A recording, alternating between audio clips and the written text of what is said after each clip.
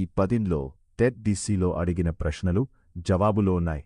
మీకు తెలిసిన ఆనర్స్ని కామెంట్ చేయండి.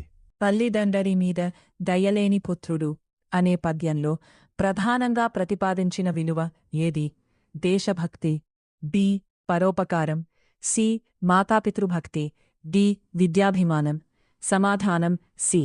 2. ఈ పద్యం ద్వారా వేమన ఏ సామాజిక దుర్గుణాన్ని ఖండించాడు? ఏ. అహంకారం, బి. తల్లిదండ్రుల పట్ల నిర్లక్ష్యం, సి. అసత్యం, డి. దురాశ. సమాధానం బి. 3.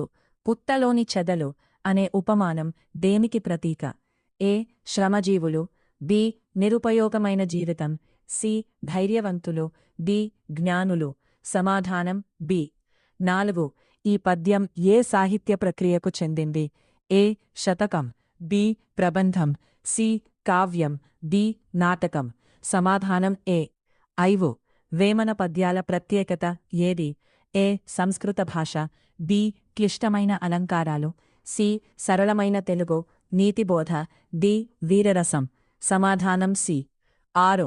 విశ్వదాభిరామ వినుర వేమ అనేది ఏమిటి? ఏ. ఛందస్సు, బి.